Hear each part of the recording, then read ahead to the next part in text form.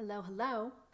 Today I want to talk to you about something that is very, very relevant, plays out in all of our relationships, friends, family, coworkers, lovers, spouses, and it's something that's very insidious in our culture. And some people are aware of it, some people are not aware of it, but it's called codependency.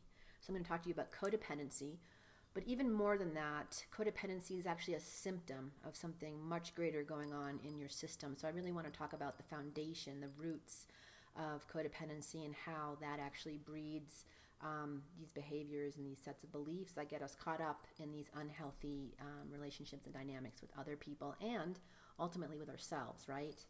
And then I want to talk about the ways that we can heal not only the codependent behavior, the symptom, but also the foundation, the root issue, the core of what's really going on, so that we can function and move from surviving to thriving, not only in our lives, but in our relationships, in our hearts, in our minds, in our soul, really experience the joy that life really is here to offer us, to participate with. The universe wants us to participate with it, and the universe itself is fundamentally full of joy and love and expansiveness. And so when we get stuck in these patterns and these tight little boxes, in these ruts, and we can't get out, we have a hard time miming our way out here to the experience of expansiveness, love, and joy in the universe. So that's kind of my impetus for talking about this today. So codependency, and some people know this word, some people know what it means. Some people have heard this word but don't know what it means. Some people hear the word codependency and just freak out because it sounds so ugly. But really, codependency is simply a set of beliefs and behaviors that we engage with others in relationship. And typically this is a learned behavior that is passed down from generation to generation, meaning we learned it in our family, right? So the good news about codependency is that because it's a learned behavior, you can unlearn this behavior. Okay, so there's a way out. It is not like a life sentence. It's not even a clinical diagnosis. Codependency is literally just a set of beliefs and behaviors that we engage with other people. So there's a way out, which is always the good news, and you can really regain your power and ultimately take back control of your life just by simply understanding the map of codependency, the root of codependency, and how we can shift these beliefs and behaviors into healthier ways of being in the world, ways that we want to show up in the world for ourselves and for other people, ultimately. So with that, I just want to say, I want to use a metaphor of, I'm a techie, so I like to use tech metaphors, computer metaphors. I hope this works for you. So you can think of codependency as the program that's running in your operating system. So what do we need to do to really fix that? So what is the operating system? The operating system is our subconscious mind. It's the 90% of our feelings and emotions, habits, beliefs, subconscious conclusions that we drew about ourselves, are operating in the system within us. And then throughout life we get these programs installed, and these programs can be seen as behaviors, right? And so codependency can be seen as a behavioral program that is installed within our operating system. And this operating system that I'm talking about right now is really the root issue. It's the victim consciousness.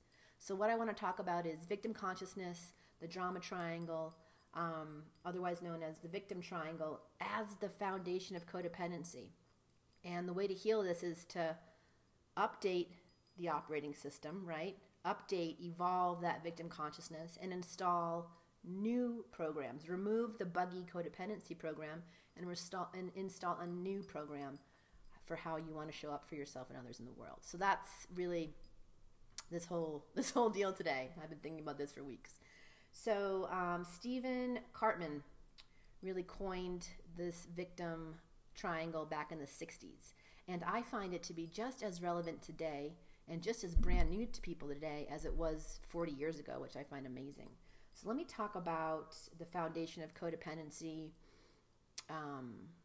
this victim consciousness, this victim triangle. So if you think of a triangle, right, there's 3 points, 1, 2, 3, and each one of these points can be seen as a role. And we learn these roles in our family. We can adopt these roles as early as birth, really. And we're kind of born into these roles, into our family. Like these roles are already available to us, and we just kind of slot in. So there's three roles: victim, rescuer, and the persecutor. So let me just break these down for you very quickly. So the victim stance is poor me, right? Victims see themselves as victimized, oppressed, powerless, helpless, hopeless, ashamed. They can come across as like super, super sensitive, not like in the empath way, but just like you have to treat them with kid gloves. You kind of have to walk around eggshells around them. And they deny any responsibility for any of the negative circumstances in their lives. And they also don't feel like they have the power to change those circumstances. So a person in the victim role will look for someone to save them, look for someone to rescue them. And if someone refuses to do that or fails to do that or does that in a way that's not satisfactory to the victim, they can easily see that person that was rescuing them as like a persecutor. So that's the victim stance. Poor me syndrome. Things happen to me. I'm not 100% responsible for anything in my life. I have zero power to control what happens, and I have zero power to change the circumstances of my existence. That's victim. Then there's the rescuer. So the stance of the rescuer is like, oh, let me help you. I can fix this. You know, I can take care of you. Rescuers work really hard to help and caretake other people as a way to actually feel validated about their worth, feel good about themselves, and typically neglect their own needs and neglect taking responsibility for what they need to do for their lives. They really just outsource responsibility onto another person as a way to feel validated, needed, lovable, wanted, and as a way to avoid responsibility of their own lives. And typically, rescuers they're the classic enablers, right? They need victims to help and often can't allow that victim to even grow or evolve, because if there's no victim, then who am I in relationship to that, right? And they can use guilt to keep their victims dependent and feel guilty themselves when they don't rescue somebody. Typically, all this caretaking and rescuing quickly turns into resentment, which then can pop the rescuer into that persecutor role as well. So that's victim, that's rescuer, and then there's the persecutor. So the stance of the persecutor is like, it's all your fault, right? They criticize and they blame the other person. They have strict limits. They can be really controlling, really rigid, angry even, constantly blaming other people and taking zero responsibility for themselves in a very active way. The persecutor can also engage this role through silence. So persecution can be silent persecution, right? So it could be the cold shoulder or just like the harsh cutting off. We can see that a lot now with, social media and texting and all that technology. Ghosting is a really great example of the silent persecutor. I'm going to punish you with silence. I'm going to punish you through lack of contact and connection.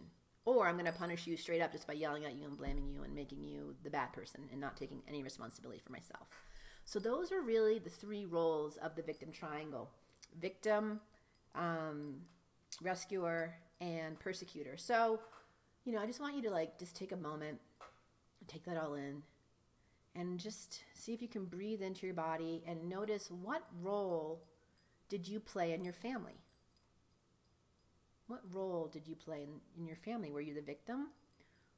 Were you the rescuer? Were you the persecutor? And the role that you played the highest percentage of the time, because we play all these roles in dynamics, but which one is like you, right? Which one do you hear and you're like, bing, that's me? Just notice that. Notice which role you play. And then notice if you're still playing that role out in your relationships now as an adult.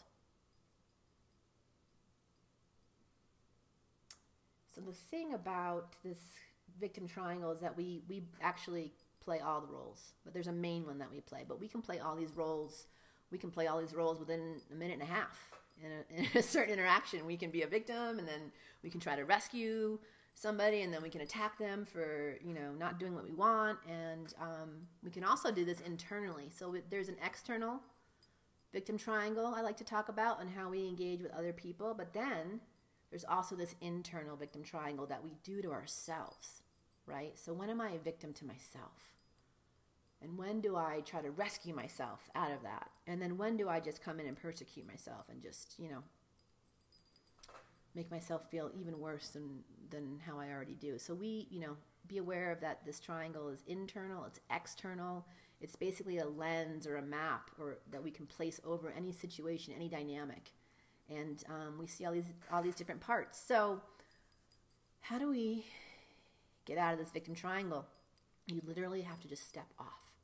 It's one move. Step off the triangle, right? Just step off. So that sounds a lot easier to do than said. So one thing that I've found to be super helpful is with my own, victim consciousness and my own codependency issues is working with the hypnotherapy process. So I am offering a 5-week healing hypnotherapy journey called Beyond Codependency, Regain Your Power, Regain Your Life. And at the foundation of this 5-week course, the very first thing we're going to do is to upgrade your operating system out of victim consciousness, remove the buggy programs of codependent behavior, and install new, healthy programs for how you want to be, feel, and show up in the world. So if you're interested in that, I'd love for you to join us. We start on June 19th. The whole program's online. All of the sessions are recorded. You have access to them for an indefinite amount of time. So if you can't be there live, I like to think of it as a Netflix of healing, just on-demand healing, click, and there you go. You can learn more at my website. My name is Kelly Barrett, and I am a hypnotherapist and a psychotherapist in Boulder, Colorado. And I also work with lots of folks online around the country and around the world. So if you're into it, you want to talk more, I'm happy to do a free 30-minute consult to see if it's a good fit for you. And we'll be exploring. So we'll be exploring, this victim triangle as the foundation of codependency, rewiring our codependent behaviors, and from there, learning how to make boundaries, learning how to say no without feeling guilty, learning how to take care of ourselves first and foremost, learning how to actually function in a healthy way towards ourselves and others so that we can have those really, successful, safe, sexy relationships that we're all looking for. So if you're into it, check me out, www.kellybear.com, and I'll leave a link in the description box as well. Okay, I hope that's helpful, and I hope you have a beautiful, beautiful, magical day.